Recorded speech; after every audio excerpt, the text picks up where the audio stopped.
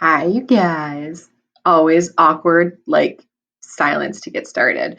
Okay, so I am going to, and you are going to learn about a concept called American exceptionalism.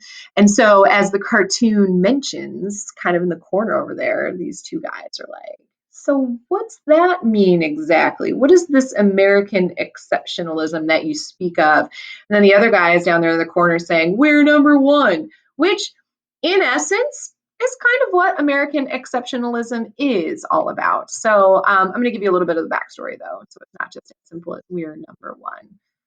Ooh, there we go. And you can count how many times I move my face to get it out of the way so that you guys can actually see what's on the slide.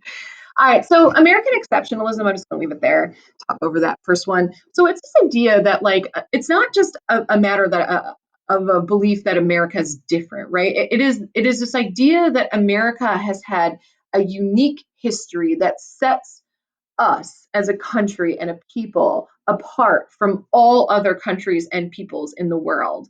And as a result of this, there's this sort of like layering of our beliefs that we are somehow superior to others in terms of our values and our democracy. It's a belief that America has a unique role to play in the world. It's why things like questions like, should we be the police officers or the policemen of America or the world? Is that America's role in the world? And, partially because that part of the reason why that question exists is because of this concept that we have somehow separated ourselves from the pack and we are like here and everybody else is here.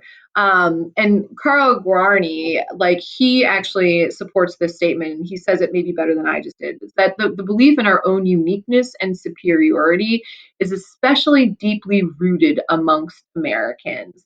And it's just kind of part of the fabric of who we are. Now, I think that this is an important concept to start the school year with in terms of like history learning, because I think it is a question that we will come back to. Like, are there parts of our present and historical past that make us unique? Yes. Does it make us superior? Maybe. Does it mean that we should roll ourselves out into the world like those two facts are true? I don't know. That's going to be up for you to decide. And we're going to start thinking about that at the end of this presentation. Now, maybe an oversimplified version of the same concept is said over here by Sean Hannity, who boisterously just sort of announces America as the greatest, best, most free country on God's earth ever. And I think that, in a sense, this concept of patriotism in this country has evolved and changed over time, so that now to be a patriot, you have to espouse this kind of language. And I think that that's also another important sort of subtopic that we're going to get to, is what does being patriotic in this country actually look like? Is it just we're the best? Or is it the we have things to work on? Or is it a forceful questioning of authority, like we see in the Black Lives Matter protest movements? There's a lot of ways that we can kind of think about who we are as Americans and what we want our role to be in the world and what we hope happens within our own country. And all of this kind of is rolled into these core values that make us who we are. And we're going to look at those values over the next couple days, but not in this presentation. Okay, but where did this come from? Like, where did this concept of exceptionalism come from? So it's partly from European colonization. And so we do have a very interesting origin story. And I am kind of on purpose leaving out all of the bad stuff that happened and just going to focus on like the good stuff. And by bad stuff, I mean what we did to the Native Americans when we got here. But we are born from a group of people who sought freedom because they were being oppressed. And there was this pioneering spirit that led to people leaving and taking this crazy journey, unknown journey across the ocean to hopefully start a better world, and be able to practice like I said, religious freedom, political freedom, economic freedom away from Europe, which at the time had a very sort of oppressive class structure. And if you didn't fall, like if you didn't fall in nobles, like as part of the social hierarchy, then like you were always going to be a peasant, right? There was no social mobility and there was no freedom of religion or thought or political opinion. And so, in order to have that, you had to leave. And so, this is where our foundation begins from that story. And then John Winthrop's, who was a Puritan, so somebody who came here for religious freedom, makes this great speech. And he's a Puritan, so he's a religious person, and he's speaking about Christian values, and he says, "The Lord will be our God and delight to dwell among us. For we, and we is spelled correctly. It's not a typo. That's just how it was spelled back then. Must consider that we shall be a city upon a hill." The in the eyes of all and the eyes of all the people are upon us. And so that's a pretty bold statement. Like we're a city upon a hill, and all of the world is watching what happens as we are this great experiment that no one knows what's actually going to happen next. And then Alexis de Tocqueville in the 1830s was writing about American democracy, and he was highlighting some of the things that make us unique, like this desire for liberty, which is a synonym for freedom, this egalitarianism, this belief that like if you work hard, you can be successful. This focus on individualism rather than the collective, that was really huge to people to be able to do what you wanted within reason, of course.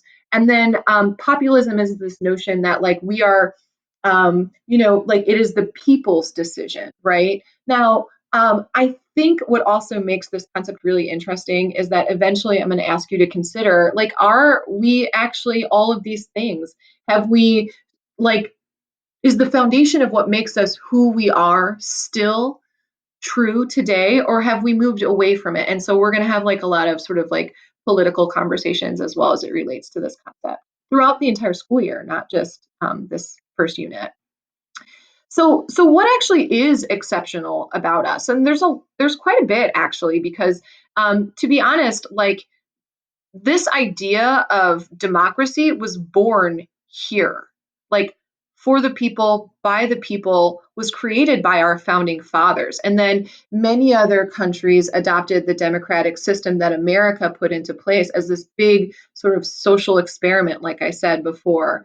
So, one thing that we didn't have to fight against was a feudal past. And that was like the lords and the nobles and the kings and the queens and all of that. Like there was no, again, class divisions happen. And I think that one would argue that this is not true today, that there are some class divisions that exist, but that wasn't the fabric of our society. It wasn't like if you were born poor, you were going to stay poor. It wasn't as strict as, say, the caste system in India, where if you are an untouchable, which is the lowest of the caste, you will never be higher in the caste. Here there was so much land and resources, right? Europe was like pretty, even back during colonialism, was getting pretty crowded. And so all of a sudden there's this like new world with limitless amounts of resources and cheap land that allows for, people who have even the smallest amount of money to own property. And again, we're going to look at like equality and equity. I know where we're going, so I'm always like, oh, I'm hesitant to say some of this stuff because I know some of the other questions that are coming. So I apologize if I'm like, in this presentation. We had, I would argue, even up until the 1950s, we had a really strong, strong middle class in this country. And really, that's what you need to be a successful country. And I love this quote, which I did not attribute, so I apologize, and Mrs. Drexler would kill me for this. Why is there no socialism in the United States and socialism like there would be in, say, Russia?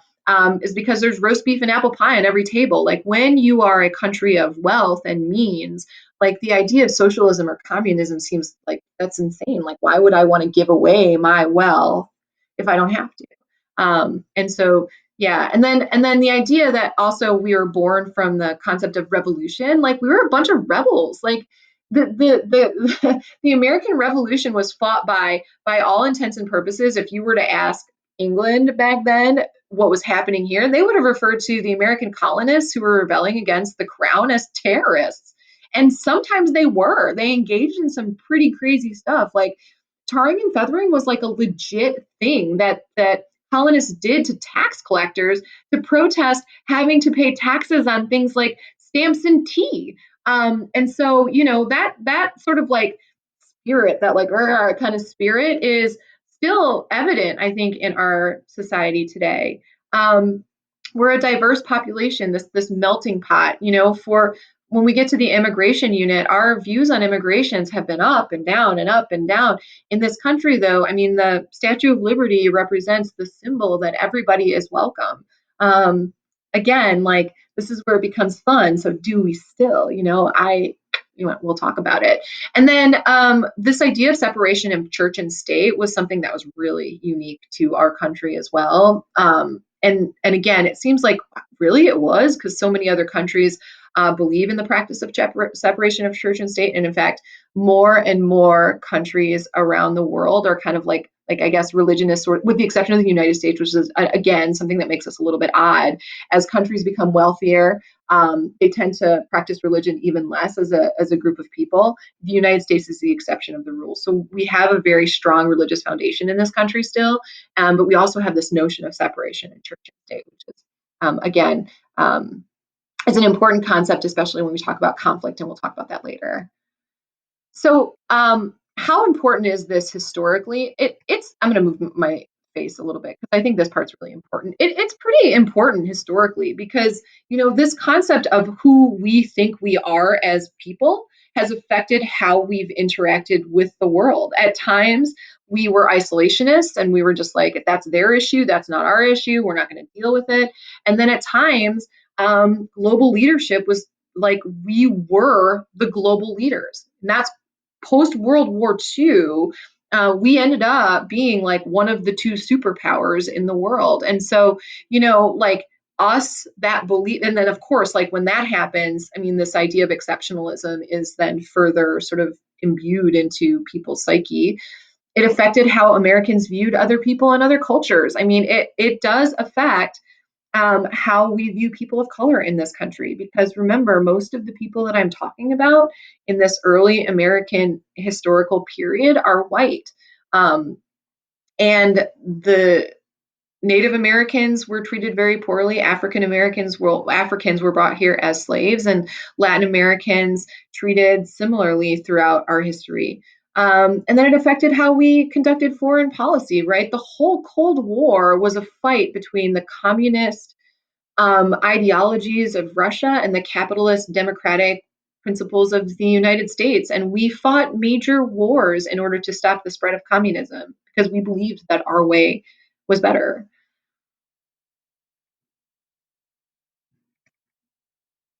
And I think that that is all. So, yeah, that's all. Now we're going to have fun and we're going to watch some fun videos. And so I'm just going to stop this. And it's going to be some strange lag time. So always.